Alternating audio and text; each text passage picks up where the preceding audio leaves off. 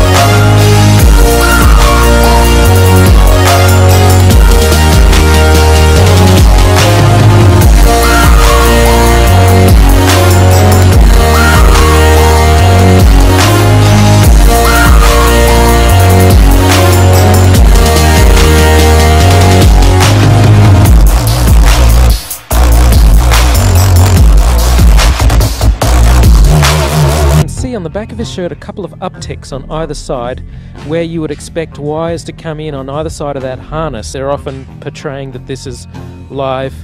Of course, these things are fully choreographed and edited in advance to make sure that there's nothing too obvious.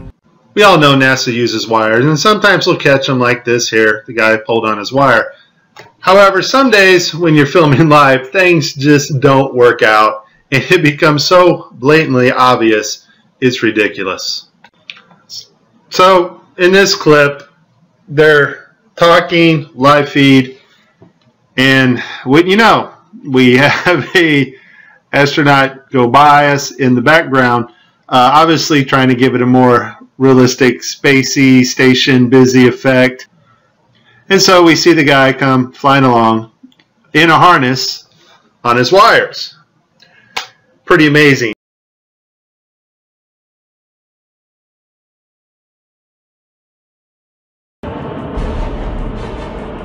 8.5 G's, you're really being pushed into the seat, and all of a sudden it stops. You're floating.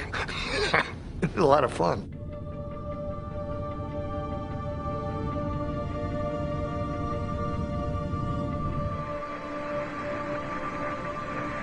The crew went through the preparation process. They reported we were ready. I had a tracking station make sure that all of the safety criteria had been met, and this was now okay to open up the hatch. Okay, we're giving you a go for your EVA at this time. Okay. Roger, flight, let's go. Okay.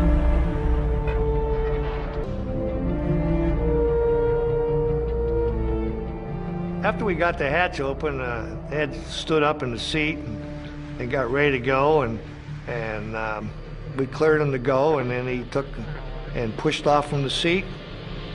Okay, my feet are out. I think I'm dragging a little bit, so I don't want to fire the gun yet. Okay, I'm separating from the spacecraft. Ed White is flying at 17,000 miles per hour. 200 miles above the Earth. Okay, I'm out. If the spacesuit fails, the difference in pressure will kill him instantly. If the lifeline fails, he'll literally be lost in space. The only thing to do would be to disconnect them and let them float around out there. I mean, it was, you know, these are things that's in everybody's mind. We don't have a plan. We don't have a checklist on how you kill your best friend. As White floats in space, a glove drifts out of the capsule. Looks like a thermal glove, Jim. I don't even know whose glove it was. I don't know whether it was his or mine. I feel like $1 million. Today, those pictures are a classic. They're still overpowering today to realize, number one, it's been done, and that we did it. It blew me away. This is the greatest experience. It's just tremendous.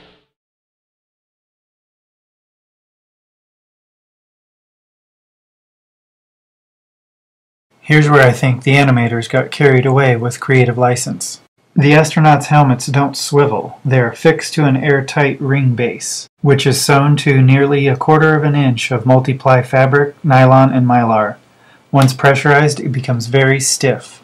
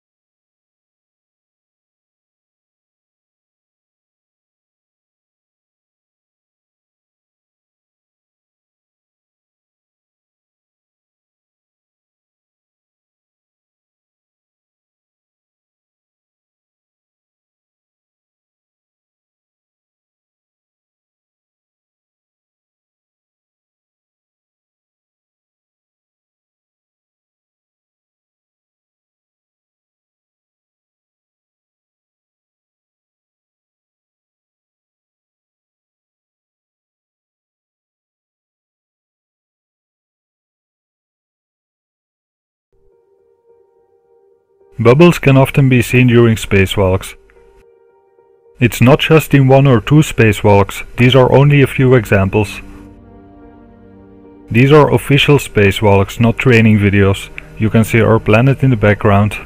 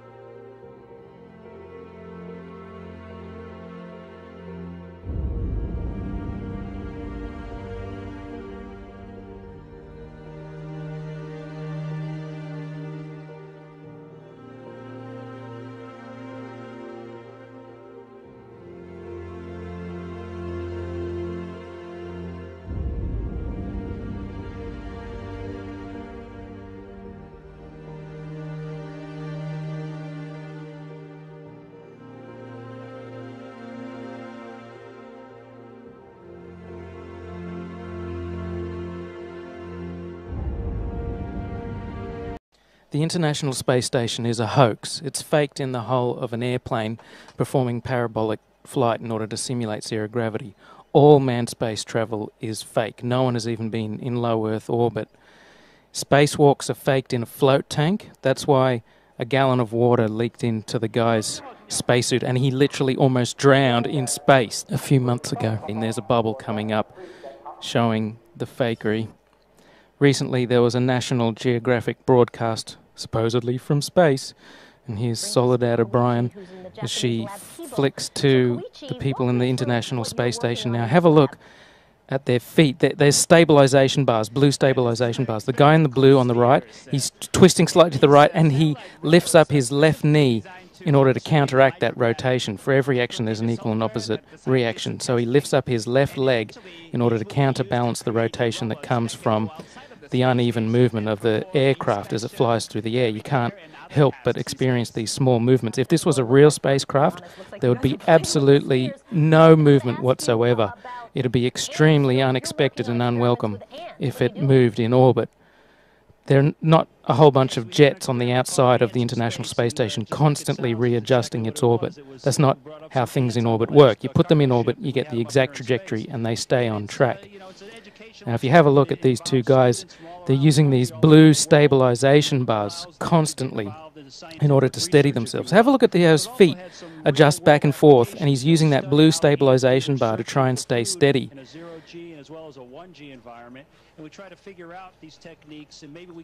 Constantly back and forth movement.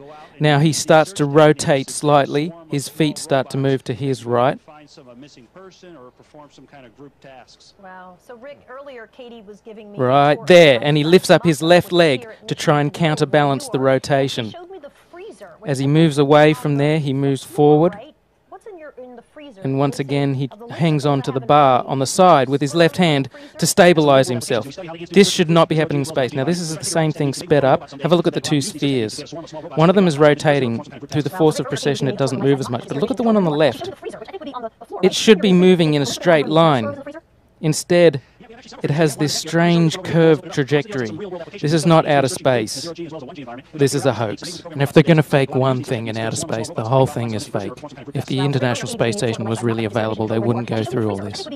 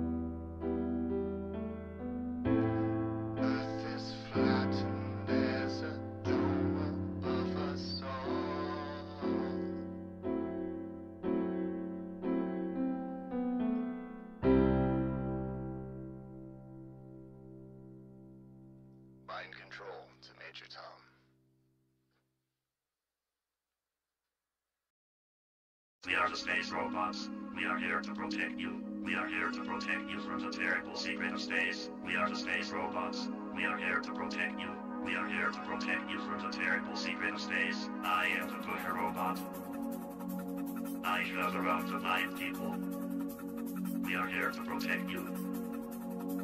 We are here to protect you from the terrible secret of space. We are the space robots. We are here to protect you. We are here to protect you from the terrible secret of space. We are the space robots. We are here to protect you. We are here to protect you from the terrible secret of space. I am the pusher robot. I shove around to blind people. We are here to protect you. We are here to protect you from the terrible secret of space. Space has a terrible power. We are here to protect you from the terrible secret of space. Space has a terrible power. Do you have stairs in your house? We are here to protect you. Pushing will protect you. Pushing will protect you from the terrible secret of space. That is incorrect. Shoving will protect you. Shoving will protect you from the terrible secret of space. Do not trust a shover robot. Shoving is the answer. We are here malfunctioning. We are here to protect you. We are the space robots. We are here to protect you. We are here to protect you from the terrible secret of space. We are the space robots. We are here to protect you. We are here to protect you from the terrible secret of space.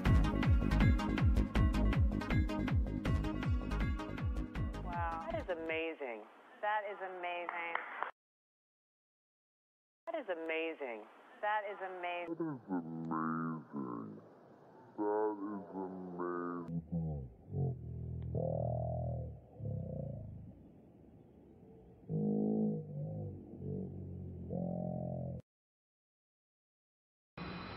You ready? Okay, just keep telling me. Move back. Here we go. My hand looks like, oh, look at that, yeah, oh. There we go. Yeah, that's good. That's good. Shows it. I look like I have a floating head. I have a black shirt on, and it blends with the black background, so I'm just a floating head.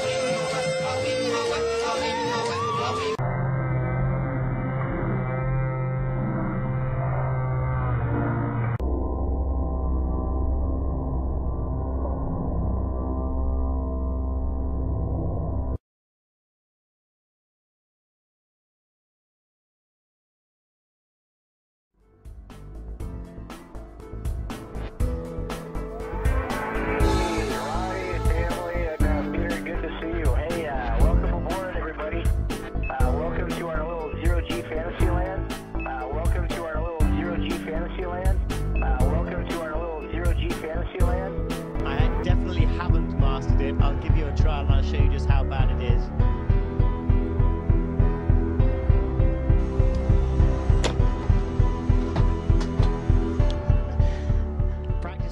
At first this looks like a full motion scene to me, but on closer inspection I think this is a suspended mode scene. When it's sped up you can kind of see them swinging, and it has the same backdrop as the other suspended mode scenes. And then there's this weird part. Rick Mastracchio puts out his hand and he moves forward. Maybe he's using his feet to wedge himself forward somehow, but it doesn't look like it. The floor is smooth. His foot is behind that blue handle that's attached to the floor that he keeps both of his feet under and keeps shuffling back and forth on. He sticks his left hand out and then he just moves forward. He is Superman. That's how Superman moves forward. He sticks out his arm and he flies. The extended mode is much quieter than the full motion mode. In full motion mode, you can actually hear the sound of the jet engines, the engines of the airplane. In every single scene of full motion mode, in every segment of the International Space Station, you can hear this loud sound, the sound of the jet engines. You could argue that it's the air conditioning system. Not even an office air conditioner is that loud. And why is there a loud sound in every segment of the International Space Station? That's because no matter how soundproof you make it, you can't filter out all of the sound of the jet engines. An airplane is just too noisy. You can put noise-cancelling headphones on when you're on a plane, and that doesn't stop the sound from getting through. It muffles it. They also use microphones that don't pick up very far away. If you have a look at this scene here, you can see that when the microphone's in the middle, pointing towards the guy in the middle, you can't hear the sound of jet engines as much, but when the microphone goes to the guy on the side, you can hear the sound of jet engines. To destinations beyond Earth orbit. Right now, we only can fly in Earth orbit. That's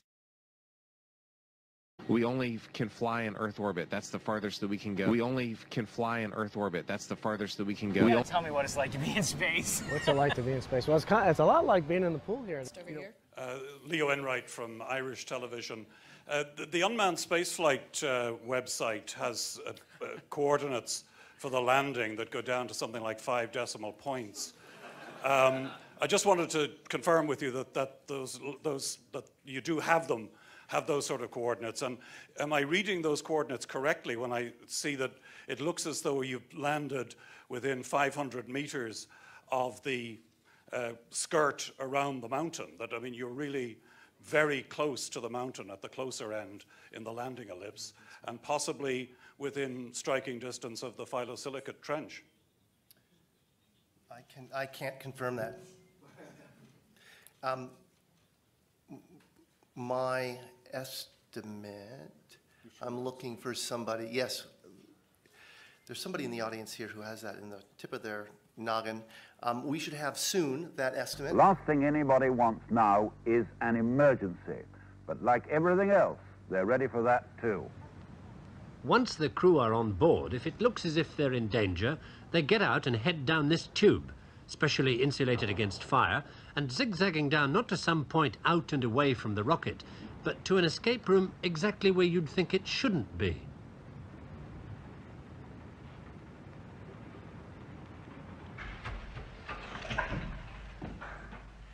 Three and a half minutes after they get the warning in the capsule, the crew could be down here in the blast escape room via that 200-foot escape tube, 40 feet below the base of the rocket.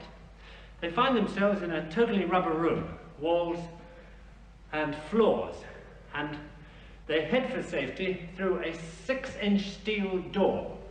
Once they're behind that door, it doesn't matter what comes down this tube behind them.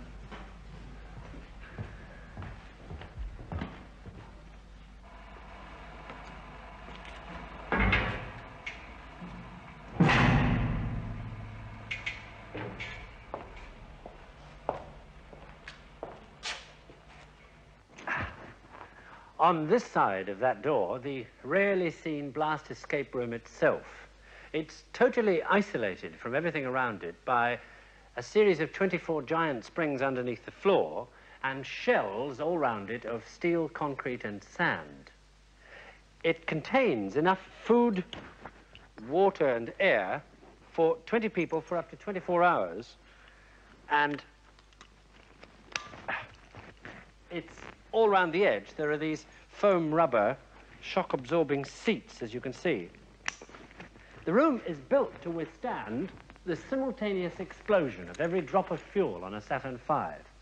And in that event, strapped into your shock-absorbing seat, if your rocket did blow itself to bits 40 feet above your head, all you'd feel would be a mild rumble from somewhere up there. An inflatable plastic balloon satellite, 100 feet in diameter, tall as a 10-story building, will be sent aloft folded accordion fashion inside a 26.5-inch magnesium container. The latter is mounted in the nose of a 3-stage 92-foot Thor Delta rocket.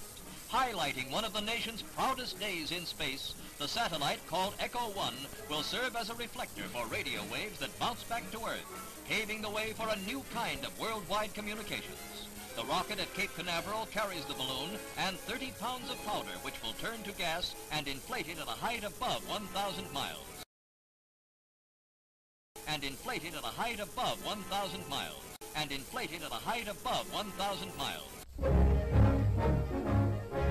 A pre-dawn blastoff at Cape Canaveral fires a Thor rocket with a sensational payload, a balloon as big as a 13-story building.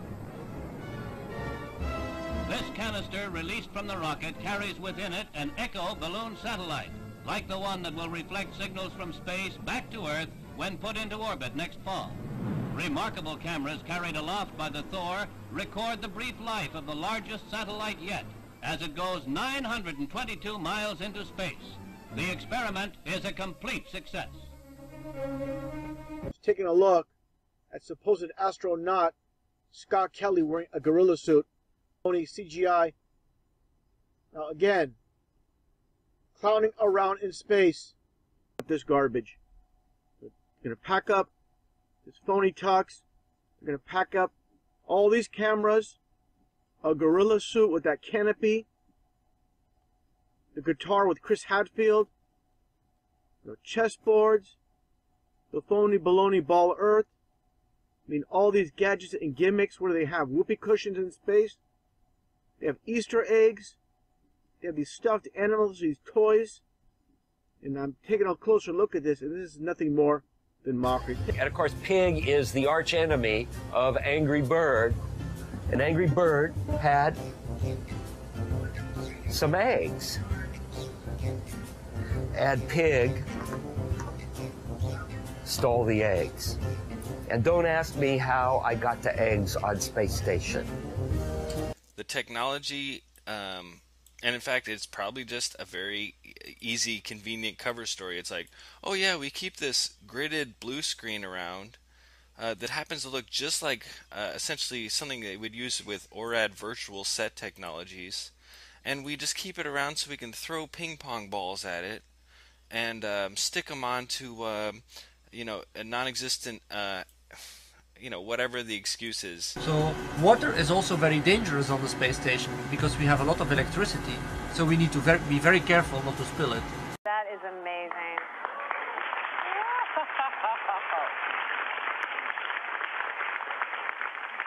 So I'm curious, because I know you have kids at home, how do you stay close to your kids? Oh, wow. So water is also very dangerous on the space station because we have a lot of electricity, so we need to be very careful not. I'm just putting some hot water, squirting it onto my scalp, and I have a mirror here so I can kind of watch what I'm doing. Sometimes the water gets away from you, and you try and catch as much as you can. Wilmore will install a protective plate over that location that will be flush to the surface. When you looked up at the sky, could you actually see the stars and the solar corona in spite of the glare? We were never able to see stars from the lunar surface or on the daylight side of the moon by eye without looking through the optics. I don't recall during the period of time that we were photographing the solar corona what stars we could see. I don't remember seeing any.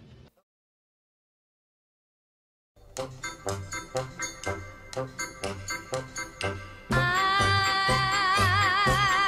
wonder if one day that you say that you care, if you say you love me madly, I'd gladly be there like a puppet on a string.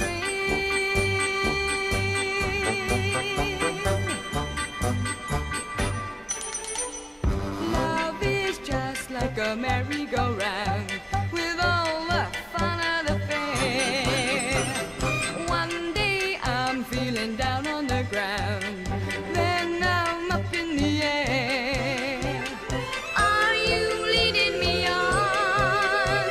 Tomorrow will you be gone? I wonder if one day that you say that you care, if you say you love me madly, I'd gladly be there like a puppet on a string.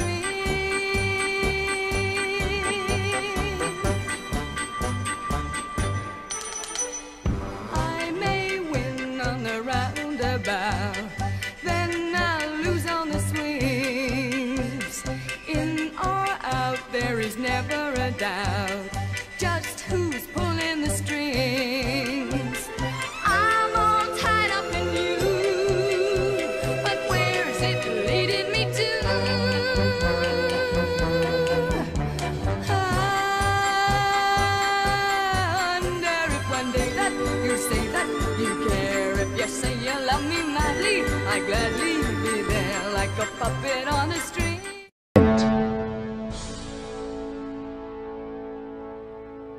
And again, run slowly.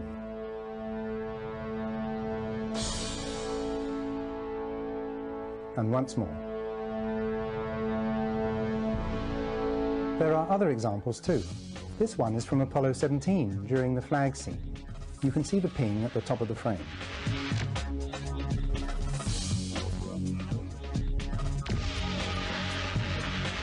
In this footage from Apollo 16, we have telltale evidence of a slightly floating or dangling effect at the jump salute location. It's as if the weight is being taken off the astronauts' feet just a second or so too soon. Compare that sequence with an obvious rehearsal rig. The dangling effect is very evident.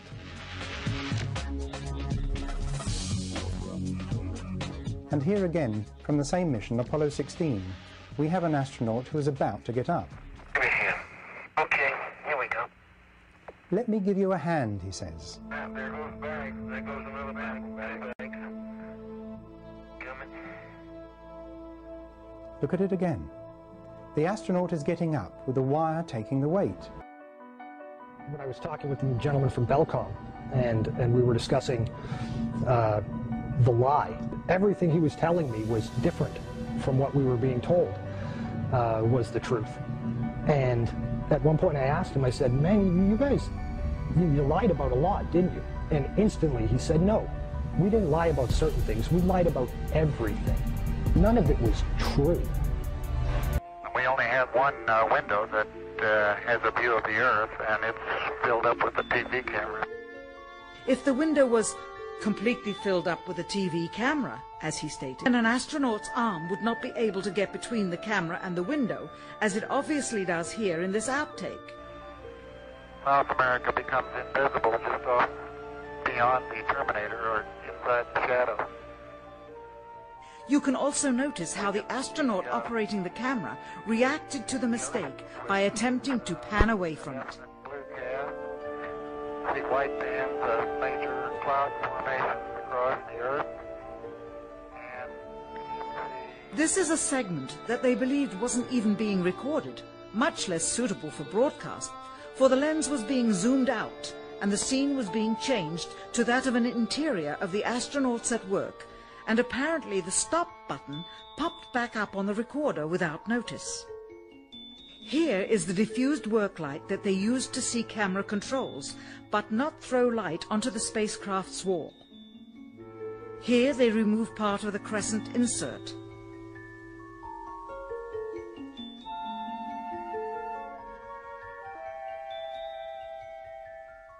Finally, the iris is opened up to see the real location of the camera and the very bright and near Earth out the window. Here is the slate for the 19th of July. You're over, but I think it's a pretty good shot. How's that? Let me get the focus right. One more time. Okay, it's partially covering the rover, but I think it's a pretty good shot. How's that? Let me get the focus right. Sensors aboard will record radiation levels for scientists to study. We must solve these challenges before we send people through this region of space. We must solve these challenges before we send people through this region of space. Doesn't have it either. The Smithsonian doesn't have it. Johnson doesn't have it. Right. We've been unable to track it down. I mean, we don't know where this telemetry data ended up, and we don't know what path it may have taken. So, unfortunately, I'm afraid I can't really give you much of a clue as to where this data ended up and whether it still exists or not. Closer look at the supposed two images provided from NASA of Jupiter. Here's the problem again: 2016, 2014. What's the difference here? Well, the difference is they added the supposed auroras on the north. And this is nothing but a Christmas tree. Give me a break. Take a look here. I mean, all the clouds are in the same exact position. Just the 2016 image is a bit, I would say, darker. This is a bit lighter in 2014. Here's a side-by-side. I mean, people can't see what's taking place here with NASA. Nothing more than fakery. I mean, give me a break. This is a complete insult if you have a brain in your head. Draco! Draco, you rascal, where are you?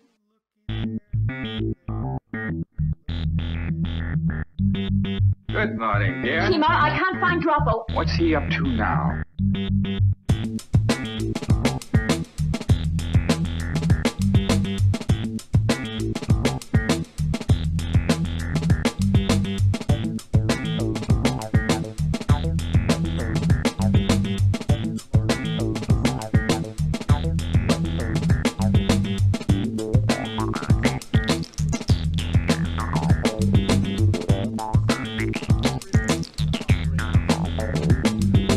Papa. Papa. Papa. Papa.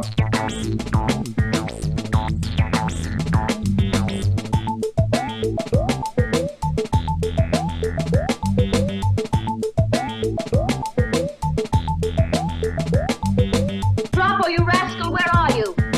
Droppo, you lazy good for nothing, where are you? Droppo, you rascal, where are you? Droppo, you lazy good for nothing, where are you? Droppo, you are the laziest man on Mars. Droppo, you are the laziest man on Mars. Droppo, wake up! Wake up! Droppo, wake up! Wake up! Droppo, wake up! Wake up! Why are you sleeping during working hours? Droppo, wake up! Wake up! Droppo, wake up! Wake up! Droppo, wake up! Wake up! Droppo, you are the laziest man on Mars.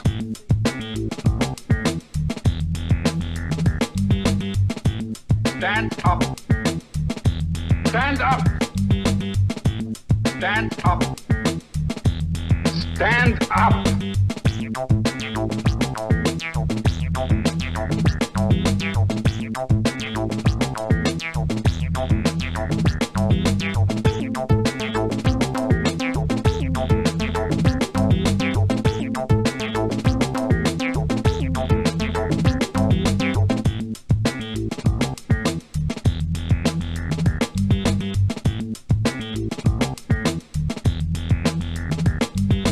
I'm sorry, Chief Keylar, sir. Droppo, you are the laziest man on Mars. Why are you sleeping during working hours? I wasn't sleeping, Chief. It's just that I haven't been able to sleep these last few nights. I forgot how. So I was just practicing. Well, I suggest you practice doing your work.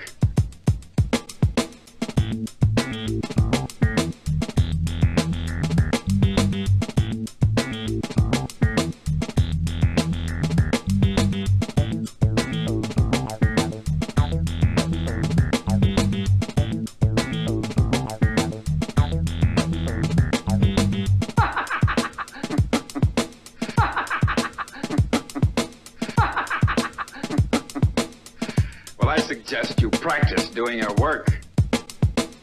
Visit the moon of Mars. There's a monolith there, a very unusual structure on this little potato-shaped object that goes around Mars once in 7 hours. When people find out about that, they're going to say, who put that there? Who put that there? Well, the universe put it there. If you choose, God put it there. Maybe. So I keep digging a little bit deeper, and I finally get underneath this cloud cover here, and a few images pop up. And I say, oh, images, what are they? Well, this is what you got, which I'm sure that looks familiar to you, right? Looks just like the pictures they give us of Mars. So I'm just kind of creeping around here and definitely noticing the same kind of undulation changes and same kind of rock, same kind of dirt. Only thing that's missing is that nice little red tint that they pay somebody $150,000 a year to put on there. Is that right? Whose orange Hummer is this? Okay, that looks like a NASA symbol. Well, let's dig a little further because I can't really see anything on here other than it certainly looks like a NASA symbol. And I can't read that. Tried. Cameras set up, tents, ATVs, food. They've been there a while. It's not a one-day trip. Got their antennas set up out in the middle of nowhere in Greenland. Another ATV. A leveler equipment. So I'll keep kind of going through here and see if it... What the...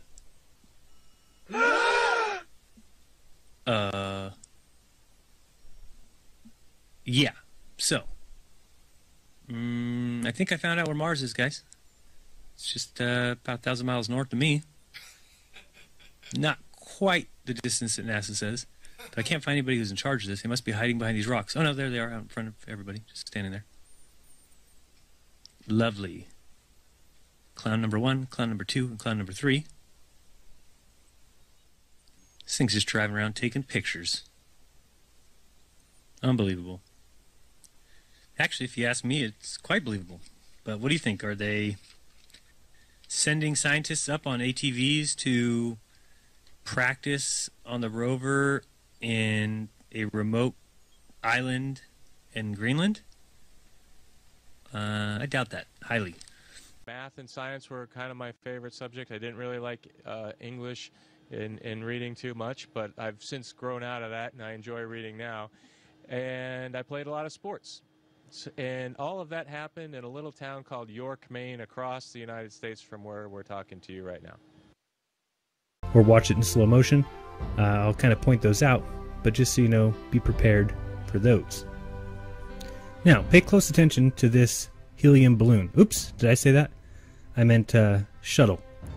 I want you to pay close attention to the launch pad below, and I'm sure you've seen before the roll program that the shuttle goes through, or it rolls onto its back. So here you see some cameras pointing straight down at the launch pad. During the roll program, the cameras should now be pointed away from the launch pad. You'll see here's the roll program. You'll see the sky changing as it rolls. Now let's see where the cameras are pointed. Well, what do you know? Pointed directly at the launch pad, exactly where it took off from. Just another sign of deception, and we can turn to this camera, and it's still looking directly down straight at the launch pad. What happened to its rolling on the back? So, hopefully you're starting to see and get the feel for what kind of video this will be. I'll be pointing out the errors, and you all will become like me and never again see a launch the same way. Many will say this video is proof. Yeah, it's proof all right. Proof that we have all been taken for a ride. Now watch here when we see, we're looking at the right side of the ship there, and also in this next scene we're going to be looking at the right side of the ship. Okay, that's the right side. See that black square up high, and the shadow is cutting it right down the middle? Shadow's about halfway through the bottom of the orbiter until we go back to this view. Again, we're on the right side of the ship. There's the black square way up high. There's no shadow at all. Shadow again, moving across the bottom of the orbiter, but again, we saw it wasn't on the other side. Here's another classic Jokes on Us, looking at the ISS from 250 miles above the Earth, and now we see what the Earth looks like from 6 miles above. Should they look the same? I don't think so, Tim. But, speaking of Tim, let's watch Tim Peake fake his trip to space. Now remember, that little tip there at the top, that's where the astronauts are supposed to be. In a moment we'll take a look inside, and we'll have a view from that point. Do you think it matches what we should see? Of course, not a chance. Now as we watch this, do you see the fire coming out of the left side? Where is that fire coming from? Well, I'll explain this shortly, but that is a projection error, or a projection miscalculation. So we will watch this again in slow-mo, and please make a note, when I do slow down a video I want to let you know, so if you look into the upper left-hand corner you'll see a little slow-mo icon, and that's the way you know that I've slowed something down. Again, we can look at the fire that is coming out of the left side of the rocket, certainly not coming from where it's supposed to be, and it'll slowly kind of disappear as the rocket turns, but I will show you that shortly and why I call that a projection issue. Now, we continue watching Tim Peake and his colleagues and fellow astronauts, Liza Lott and Loda Bull, and they continue on their little flight there. Now, right there, if you looked real carefully, you would have seen the white tip fly out. We're going to watch this in slow motion again because it is some horseshit. Again, if you just look at this part here, if that is flying up and out to space, why is it that the items that are falling when they're jettisoned are actually keeping up with the height of it? It's because by this time the item is going down. Here we are in slow motion. You'll see the white tip has already popped out, and then we got a disappearing act followed by this thing speeding up and doing who knows what before these four things are jettisoned. It is some unadulterated deception, a crazy lie, and yet people believe it.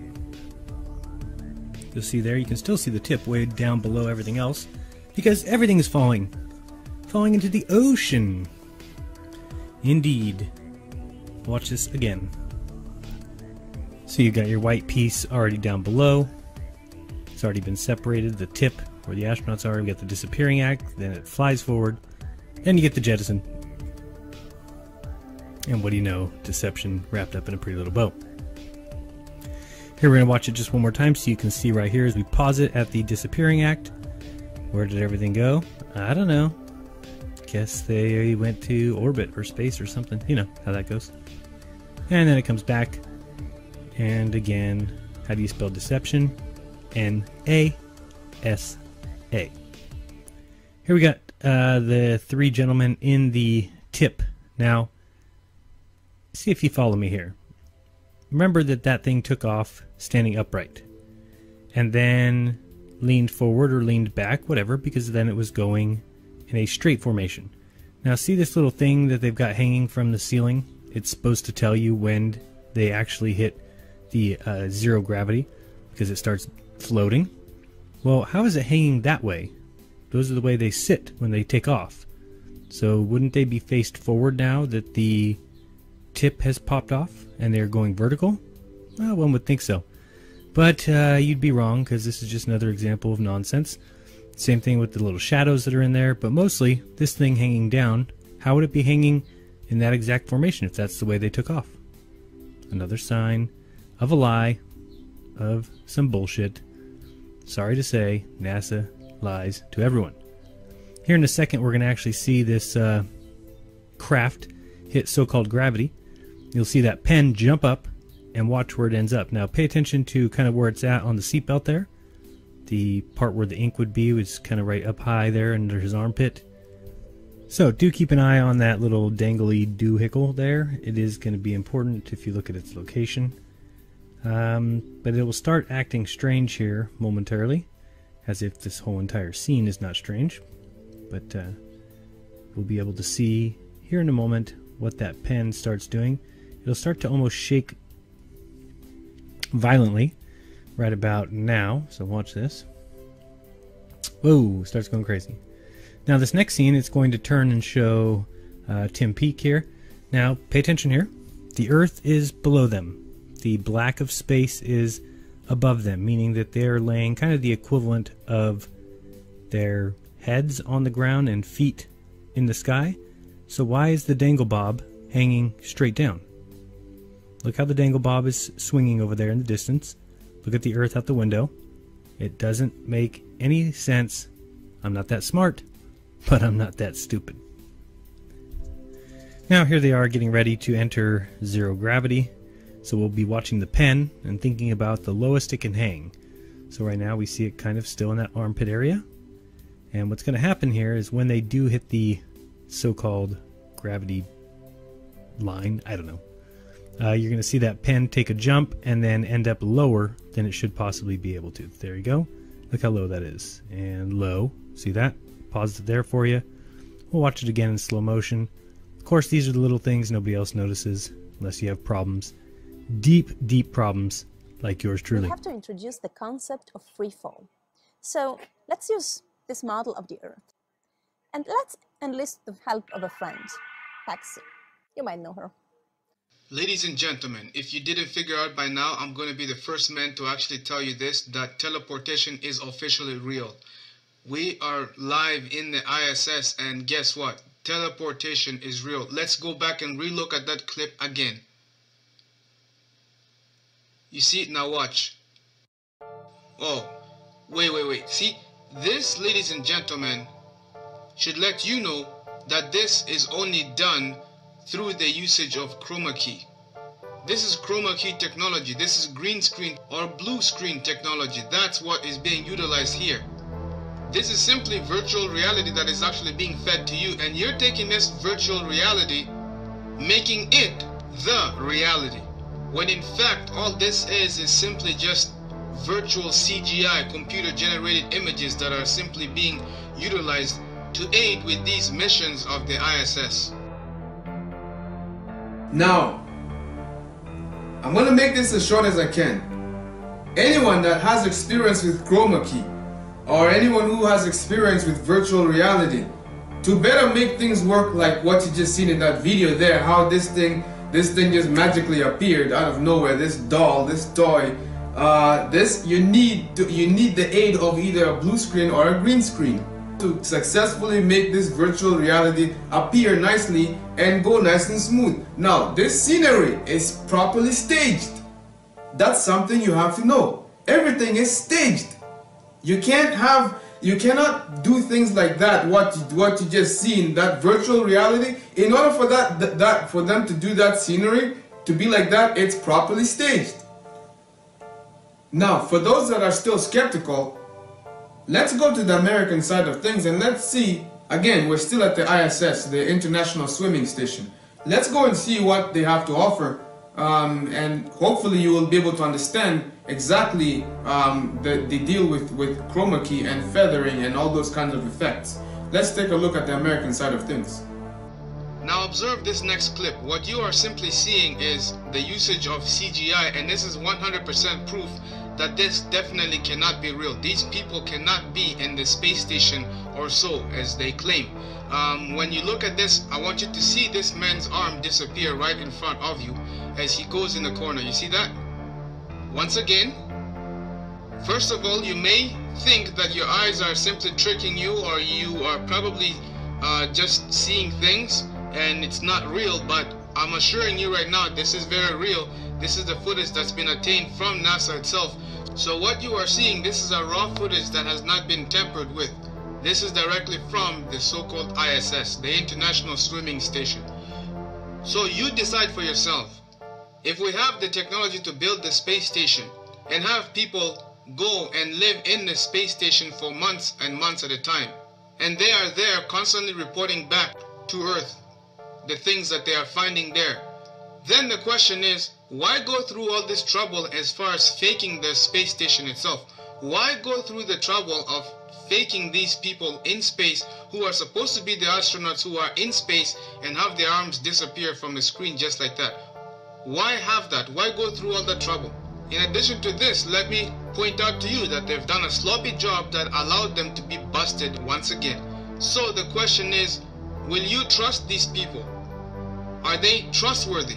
Well, I'm not going to make the decision for you, but I'll help you understand what you're dealing with. If these people can go through all the trouble of faking the moon landing and writing it in the history book saying that they landed on the moon when they didn't go on the moon, in addition to this, also have the audacity to fake the ISS and fake the people who are in space to the point where their arms disappear off the screen, and also at the same time fake teleportation stuff using CGI and all that nonsense.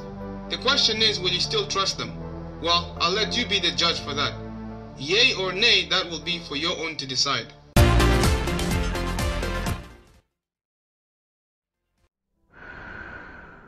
So this has been something that's been nagging away at me for quite a few weeks now. One of my more recent little obsessions, if you will. Because it's prompted me to start to wonder if in any of the footage of the so-called real spacewalks, or EVAs, extravehicular activities, in any of the space programs, because I've been wondering if I could actually find a singular piece of footage which undeniably shows the astronaut going from inside the craft or space station, being in the artificial atmosphere inside the cabin, to putting on his spacesuit and having the airlock open and then floating out to the exterior. You would think that this would be a simple enough piece of footage to find. After all, 2015 marked the 50th anniversary of the first EVAs in history. That's 50 years of spacewalks now.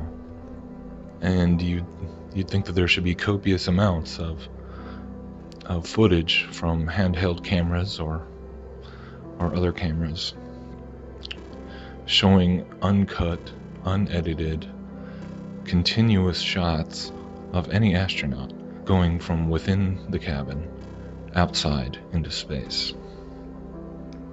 So this is what I've been looking for, scouring as much footage from the early Gemini and Russian EVA missions to Apollo to the Space Shuttle and then on to the Mir and International Space Station missions.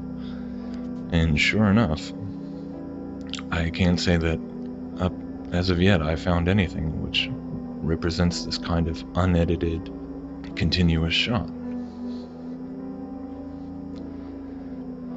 We can find lots of footage taken from outside, showing the astronauts supposedly exiting the hatch. And we can find footage of the astronauts prepping and putting on their suits in what is clearly an air-filled environment.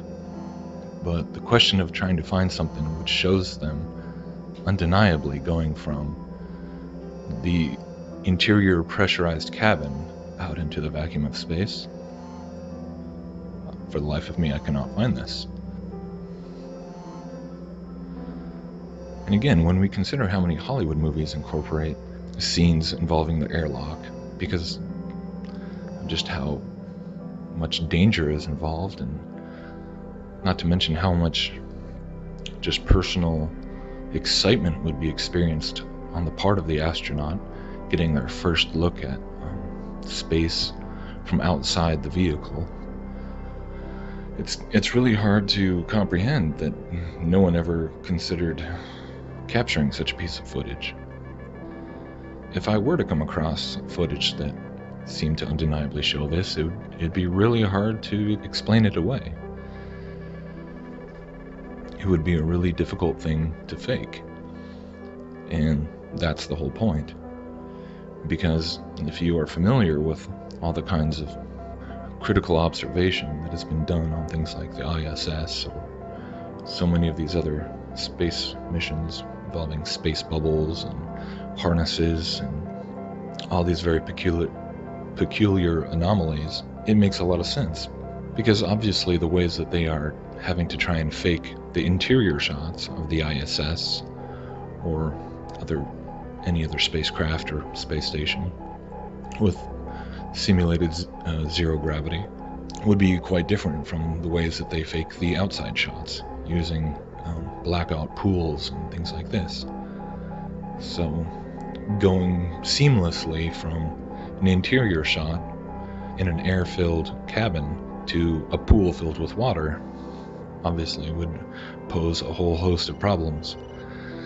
So one thing I found that was very interesting was this sequence showing an episode which I believe occurred on the Russian Mir space station. And apparently this was a very harrowing ordeal because there was a malfunction with the airlock. And the astronauts came back in from an EVA and were unable to secure the door all the way and repressurize the cabin.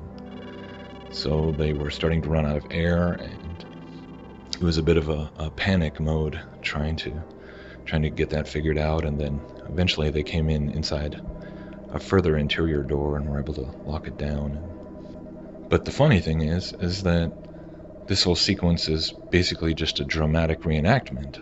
We don't actually see the real footage of this event, and you can tell pretty easily that it's a reenactment because of all the camera shots that are focusing directly in on their helmets, and even in the reenactment they're showing that the people inside the space station and people down at mission control have cameras inside the airlock who can see, who are watching what the astronauts are doing. So you would think that the real live footage would be perfectly available from all kinds of angles and would make for a much more realistic portrayal of this event. So the question is, why would they reenact the whole thing if instead of just showing the real footage? So by itself, I suppose this whole question might not be a definitive proof all by itself that they are indeed faking these spacewalks and space stations and everything, but I find it to be another very interesting example of these kinds of proofs by way of omission. Just like we never see astronauts pulling 360s out in space with a handheld camera, or the same thing on the moon. They never do a 360 and do a panoramic shot. Hello, Star Wars fans. This is Flight Engineer Rick Mastracchio of NASA on board the International Space Station. Today is a very special day for all of us. Looks like we're having some communication issues. Looks like we're back now. To everyone on Earth from the International Space Station, may the 4th be with you. This pen is floating. How crazy is that? Oops. You realize you just laid your ass off to your wife and your mother. You don't have to shout, Raj. It's not like I'm an astronaut floating around in outer space. So wait, I am.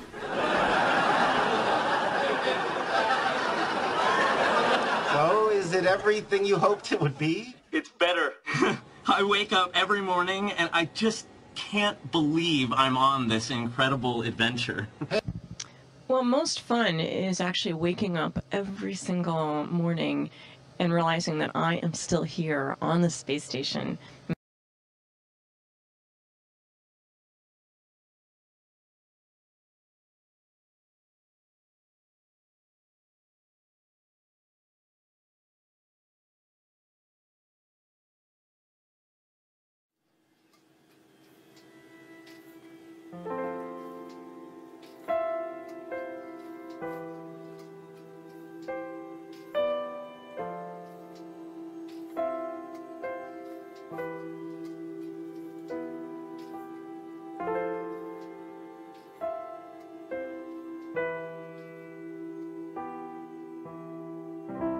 Ground control to Major Tom. Ground control to Major Tom. Lock your Soyuz hatch and put your helmet on. Ground control to Major Tom. Commencing countdown, engines on. Detach from station and may God's love be with you.